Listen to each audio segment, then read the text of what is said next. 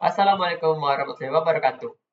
Halo semua, kami dari kelompok 1A yang beranggotakan saya sendiri, Ilham, ada Anissa, Prita, Giska, Nindya, dan Cynthia akan mencoba menjelaskan bagaimana cara kita mengakses website di CBI, kemudian apa saja fitur-fitur yang ada di CBI itu, dan juga bagaimana cara kita tuh bisa mengakses database-database yang ada di CBI tersebut. Begitu pula dengan apa aja yang dijelaskan dalam isi tersebut. Nah, di sini tentunya kita mulai dengan membuka website dulu ya. Dengan menggunakan aplikasi website, bebas kalian mau menggunakan Google Chrome atau Opera, Firefox, Microsoft Edge itu bebas. Nah, di search bar di sini kalian ketik saja NCBI. Nah, ini ya. Nah, di sini kita akan menemukan pencarian CBI ya, National Center for Biotechnology Information. Nah, kalian tekan ini websitenya. Nah, di sini kita sudah masuk ke laman utama atau home dalam website CBI ya. Nah, di sini kalian bisa menemukan ada berbagai macam database yang telah disediakan di sini, seperti chemical, data software, dan RNA, protein, dan sebagainya. Nah, di sini kan juga bisa mengirimkan manuskrip database, kemudian transfer data CBI ke komputer kalian, atau belajar tutorial dalam CBI, kemudian buat aplikasi di CBI, dan lain sebagainya. Nah, di sini juga kalian akan menemukan popular resource, di mana ini list yang biasa orang akses pada website ini. Dan juga kalian akan menemukan news pada website ini ya, update mengenai apa saja yang ada di website ini. Nah, untuk mencari apa hal yang ingin kalian cari itu, kalian bisa pilih di filter, bebas mau pilih apa. Nah, di sini kami mencari sebagainya, otomatis kami akan memilih gen ini. Nah, di sini kami ambil contoh misalnya gen smartphone ya. Oke, Oke, kita search. Nah, di sini ini kita sudah masuk ya ke pencariannya, dan di sini ditemukan banyak sekali database yang mengenai smartphone, entah itu dari manusia atau tikus, mencit, babi dan sebagainya. Nah, di sini ada 4.568 database yang ada di CBI. Nah, untuk kita bisa masuk ke database-nya, nah di sini kita pencet ini ya, yang saya tunjuk ini, kita tekan. Di sini saya ambil contoh pada manusia.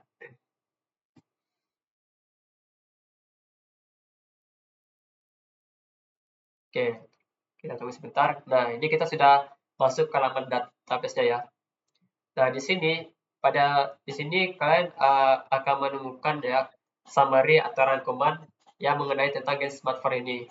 Dan di sini tercantum ada nama resmi, nama lengkap, tipe gennya, kemudian lineage-nya, dan ini summary rangkuman secara keseluruhannya, dan lain sebagainya. Nah, di sini juga kalian juga akan bisa menemukan uh, lokasi uh, gen ini ditemukan. Nah, di sini lokasinya tertulis ada 18Q21.2. Nah, ini maksudnya adalah pada kromosom 18, Q itu adalah dengan panjang, pada lokus 21 dan sublokus 2. Dan di sini juga kalian akan menemukan ekstraktornya. Kebetulan pada gen ini terdapat 14 ekson. Nah, seharusnya kalian juga akan bisa menemukan intron pada gen ini. Cuman kebetulan uh, mungkin pada isi ini belum ada dicantum di sini. Baik, untuk pembahasan selanjutnya akan dijelaskan oleh rekan saya, Adisa. Baik, kita masuk kepada fungsi dari Gen Smartphone. Pertama-tama kita scroll hingga menemukan bagian function.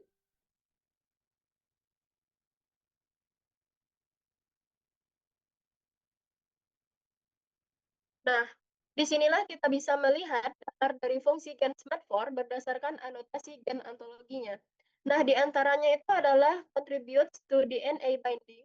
Itu artinya adalah berkontribusi dalam pengikatan DNA. Kemudian ada enables DNA binding, itu memungkinkan pengikatan DNA. Kemudian ada enable DNA binding transcription activator activity. RNA polymerase to specific, itu artinya itu adalah memungkinkan aktivitas aktivator transkripsi yang mengikat DNA spesifik untuk RNA polimerase 2. Nah, fungsi ini tuh muncul beberapa kali jika jadi ada yang sifatnya duplikat. Kemudian ada contributes to DNA binding transcription factor activity. Nah, itu artinya adalah berkontribusi pada aktivitas faktor transkripsi yang mengikat DNA. Nah, kemudian ada berbagai macam fungsi lainnya bisa dilihat ke bawah. Nah, jadi dari fungsi-fungsi ini kita bisa mengetahui bahwa SMART4 itu berperan sebagai faktor transkripsi. Bisa mengikat DNA, bisa mengatur ekspresi gen dan juga bisa berinteraksi dengan berbagai protein lain di dalam sel. Nah, lalu kita scroll lagi ke bawah hingga kita menemukan terkait artikel mengenai gen SMART4. Bibliografi.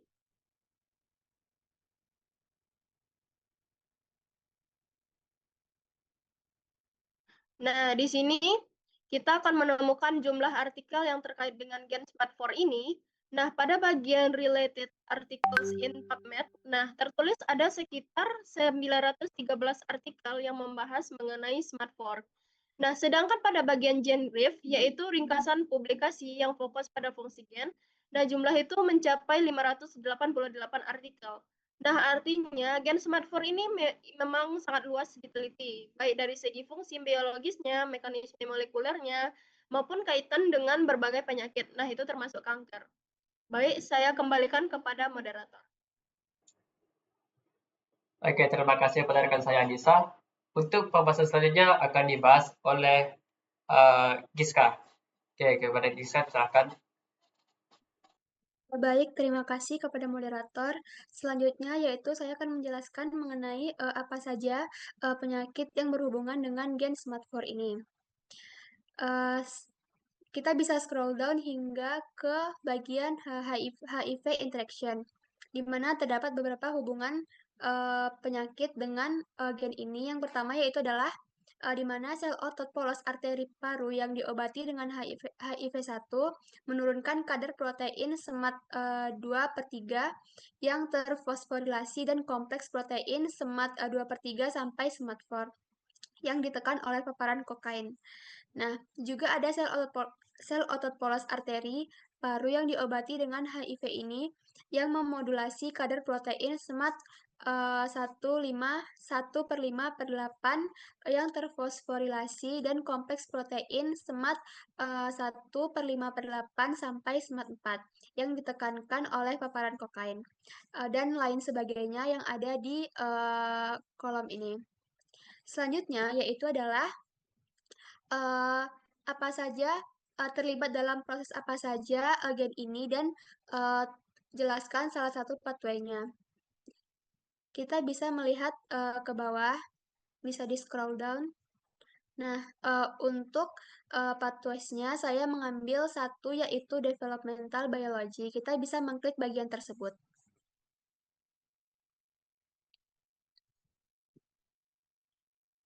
Nah, ini merupakan salah satu proses yang berkaitan dengan gen SMART4.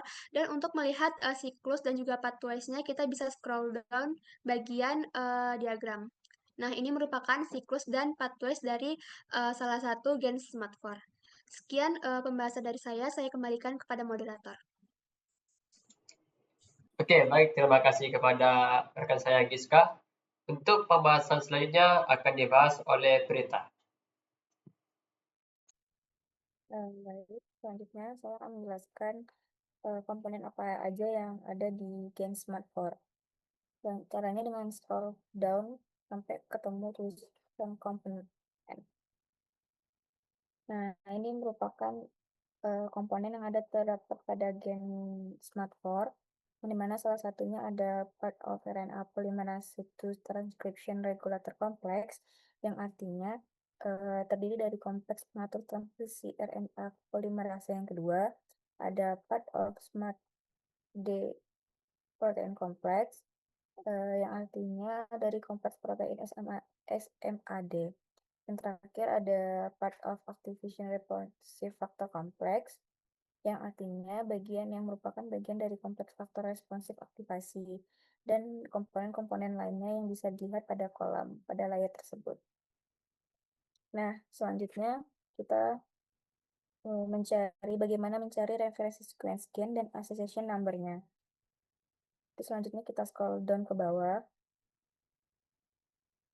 Nah, setelah ketemu NCBR reference sequence, kita tekan yang pada bagian genomik yang FASTA. Kita klik FASTA.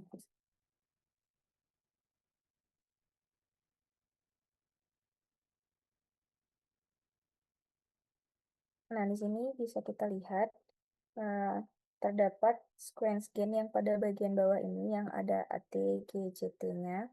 Itu merupakan referensi sequence. Dan terdapat accession number-nya yang NG_013013.2. Nah, yang ini merupakan accession number-nya. Selanjutnya saya kembalikan ke moderator. Oke, terima kasih rekan saya Giska. Selanjutnya untuk pembahasan selanjutnya akan dibahas oleh Nindya. Jadi selanjutnya itu adalah kita melihat reference sequence gen untuk mRNA-nya dan juga berapa panjang nukleotida serta accession number-nya. Nah, jadi bisa kita lihat di bagian mRNA and protein. Di sini ada 4 jenis urutan mRNA. Boleh di scroll down sedikit. Nah, jadi untuk melihatnya kita cukup klik yang bagian nomor 1 yang NM. Nah,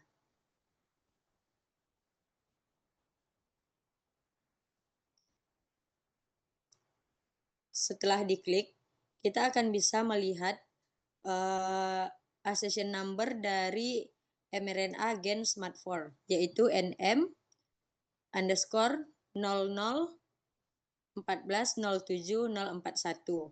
Itu adalah accession number-nya. Sedangkan untuk panjang nukleotidanya, itu bisa kita lihat di bagian atas.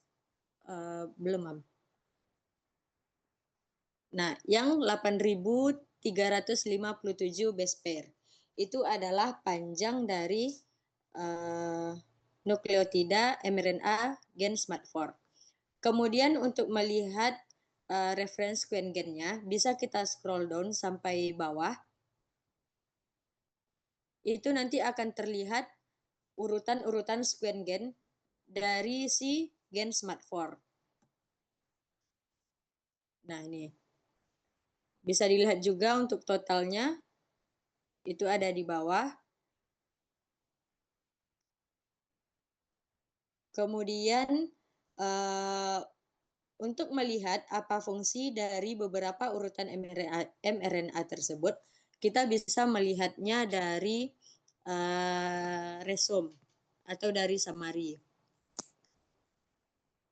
Bisa dilihat di bagian summary. Nah, nih. Di sini bisa kita simpulkan bahwa fungsi utama dari gen SMAD4 ini adalah yang pertama itu untuk transduksi sinyal, di mana protein SMAD4 ini berperan dalam transduksi sinyal dari faktor pertumbuhan transformasi beta, yaitu TGF-beta, melalui reseptor serin threonine melalui transmembran. Nah, kemudian yang kedua, gen SMAD4 ini juga berfungsi untuk regulasi transkripsi, di mana setelah diaktifkan, protein SMAD4 akan membentuk kompleks dan akan terakumulasi di dalam nukleus, di mana mereka meregulasi transkripsi gen target. Kemudian selain itu, gen SMAD4 itu juga bisa berfungsi dalam penekanan tumor. Protein ini akan bertindak sebagai penekan tumor dengan menghambat proliferasi sel epitel, sehingga pertumbuhan tumor itu akan terhambat dengan menggunakan gen SMAD4. Selain itu, gen ini juga bisa untuk dalam penghambatan angiogenesis, di mana protein SMAD4 itu juga dapat mengurangi angiogenesis dan meningkatkan hiperpermeabilitas pembuluh darah, yang berdampak juga pada penghambatan pertumbuhan tumor. Dari 4 urutan yang berbeda tadi, ternyata dari summary-nya itu bisa kita lihat bahwa fungsi dari gen SMART4 ini sama. Jadi sebagai sampelnya, cukup kita lihat yang bagian pertama saja. Dikembalikan ke moderator. Oke, terima kasih kepada Nindya. Selanjutnya untuk pembahasan selanjutnya akan dibahas oleh Cynthia. Baik, terima kasih ke moderator. Selanjutnya, saya akan membahas mengenai asam amino, yang mana kita akan mencari reference sequence protein, panjang asam amino, dan accession number. Nah, sebelumnya kita bisa mencek dari mRNA and protein tadi, yang mana ada 4 urutan, namun kita bisa mengklik yang pertama saja, yang bagian NP.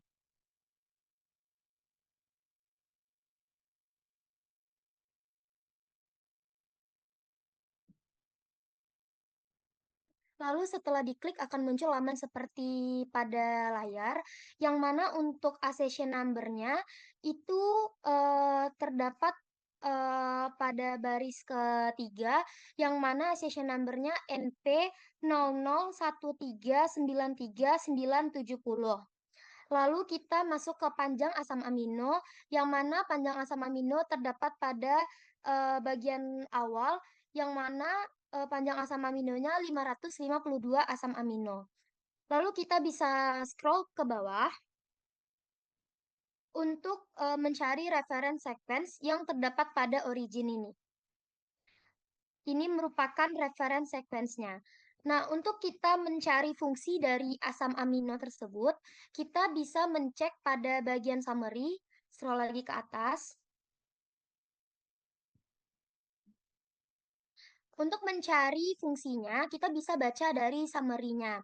Nah, saya mengambil satu sampel summary aja karena dari beberapa sampel yang ada, semua fungsinya itu sama. Maka dari itu kita bisa mengambil satu sampel saja, yang mana untuk fungsi dari utama dari asam amino ini, yang pertama ada transduksi sinyal, yang mana protein SMART4 ini berperan dalam transduksi sinyal dari faktor pertumbuhan, transformasi beta, TGV beta melalui reseptor serin, treonin, dan transmembran.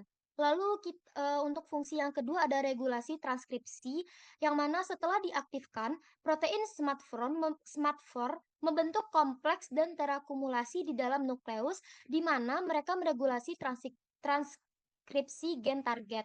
Lalu untuk fungsi ketiga, bisa sebagai pengikat DNA, yang mana protein SMART4 mengenali dan berikatan dengan sekuens palindromik 8BP GT CT AGAC. Lalu untuk fungsi selanjutnya bisa sebagai penekan tumor, yang mana protein SMART4 itu bertindak sebagai penekan tumor dengan menghambat proliferasi sel epitel. Lalu juga bisa sebagai penghambat angiogenesis, yang mana protein SMART4 juga dapat mengurangi angiogenesis dan meningkatkan hipermeabilitas pembuluh darah yang berdampak pada penghambatan pertumbuhan tumor. Nah, berikut fungsi dari asam amino. Dari keempat urutan tadi, untuk fungsinya sama semua, maka dari itu kita bisa mengambil satu sampel saja. Sekian penjelasan dari saya, akan dikembalikan kepada moderator. Oke, baik, terima kasih kepada Cynthia. Nah, tadi itu adalah penjelasan dari website CBI dan juga salah satu contoh gennya yang ada di CBI, yaitu SMART4. Mungkin segitu saja yang dapat kami sampaikan. Maupun jika ada kekurangannya, kami akhiri dengan wassalamualaikum warahmatullahi wabarakatuh.